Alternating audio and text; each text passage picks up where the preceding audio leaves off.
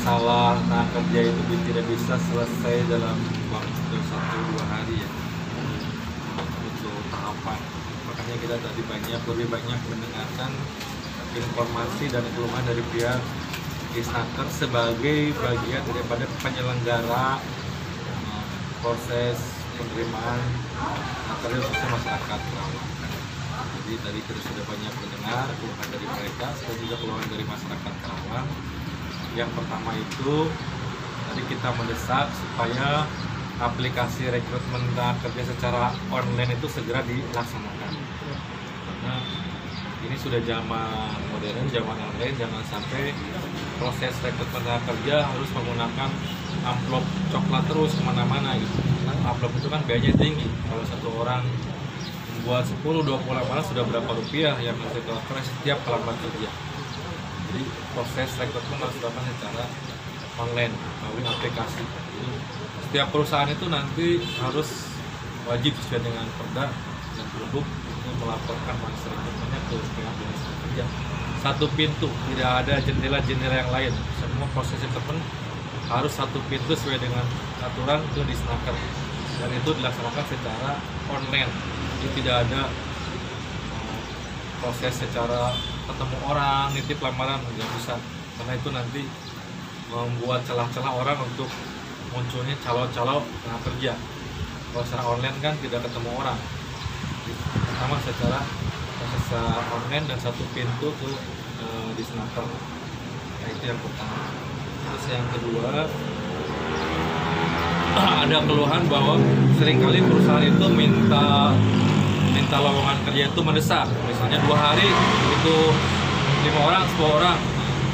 Kita udah sepakat bahwa untuk informasi penerimaan tenaga kerja itu paling cepat seminggu lah sebelumnya, paling lambat seminggu sebelumnya udah memberitahu ke pihak dinas. Karena kalau 2 hari, 1 hari itu secara mendadak, kesempatan informasi buat masyarakat Karawang sangat terbatas. Kan tidak mungkin orang setiap hari nyari informasi ke Disnaker, terutama orang yang jauh lokasinya dari kantor dinas, misalnya di Cilamaya, di Rengas Dengklok, di Kemiri, Batujaya, kan jauh gitu ya.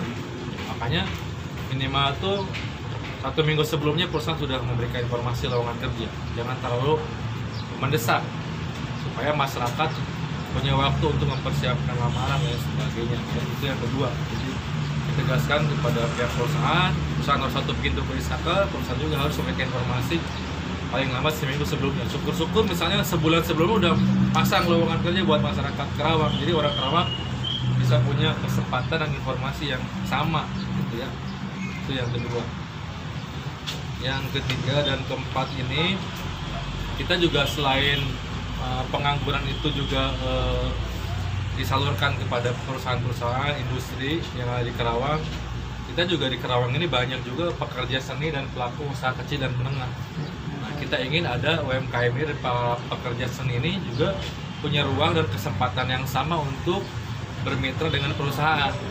Kadang orang kan kelamar kerja nggak diterima, ya minimal kalau dia seniman bisa tampil di pabrik gitu ya. Kata Pak Bang Epi itu kalau ada 1.500 aja perusahaan dalam setahun, mereka rata-rata 2 kali memberikan panggung buat pekerja seni, kan udah 3.000 kesempatan panggung, 3.000 peluang usaha buat masyarakat Karawang, juga para pelaku UKM di Karawang gitu ya. Misalnya cateringnya ataupun apa, prioritaskanlah orang-orang Karawang supaya mereka juga punya kesempatan yang sama gitu ya. Apalagi pekerja-pekerja yang non skill, misalnya cleaning service dan sebagainya. Kenapa sih harus orang luar? Di Karawang juga banyak.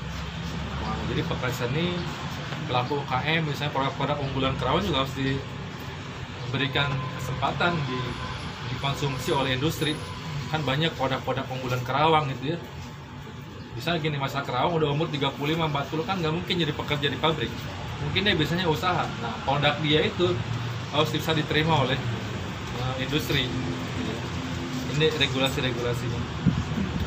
Nah, kelima, selama ini kan pos pengaduan ternyata pakai kotak pengaduan. Ini kan zaman dulu banget, ini tahun 80-an.